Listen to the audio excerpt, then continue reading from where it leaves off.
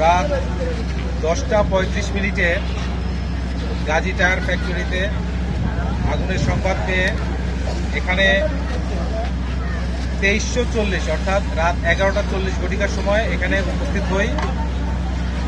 আমাদের পথিমধ্যে আসার পথে অনেকটাই জ্যাম ছিল, ঢাকা চিটাগাং হাইওয়ে, এখানে অনেকটাই জ্যাম ছিল, যার কারণে আমরা 23:40 ঘটিকায় এখানে উপস্থিত হতে সমর্থ হই। এখানে আসার পরে আমরা দেখতে পাই যে এটি একটি টায়ারের ফ্যাক্টরি ছিল এবং এখানে আগুনটা পুরো ফ্যাক্টরিতে ছড়িয়ে পড়ে। টায়ার এবং টায়ারের কাঁচামাল, রাবার, প্লাস্টিক এই টাইপের দাহ্য পদার্থ ছিল, যার কারণে আগুনটা চতুর্দিকে এই ফ্যাক্টরিতে ছড়িয়ে পড়ে। এখানে আমাদের ডেমরা, কাঁচপুর, আদমজি, ইপিজেড, কাঞ্চন, পূর্বাচল এবং সিদ্দিক বাজারের সর্বমোট 12টি ইউনিট কাজ করছে। এর মধ্যে 2টি টিটিএলও অন্তর্ভুক্ত।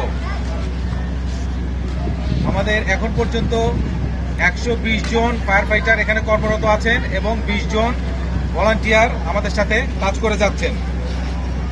এখন পর্যন্ত আমরা সর্বমোট 14 জনকে উদ্ধার করতে পেরেছি। বাকি যাদের হিসাব তাদেরকে আমরা আগুন নেভানোর পরে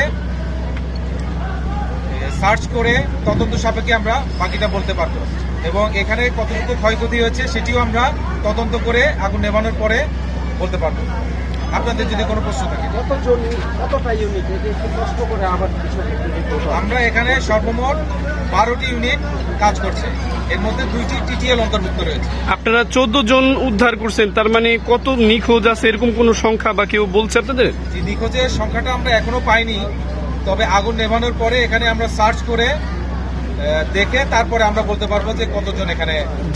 যারা উদ্ধার হয়েছে তারা কি ফায়ার সার্ভিসের লোক না সাধারণ মানুষ? তারা সাধারণ মানুষ। তাদেরকে উদ্ধার করে প্রাথমিক চিকিৎসা দিয়ে পাঠিয়ে দেওয়া হয়েছে। ওনারা কি এখানে কর্মরত ছিল নাকি এমনি বাইরে থেকে আসছে?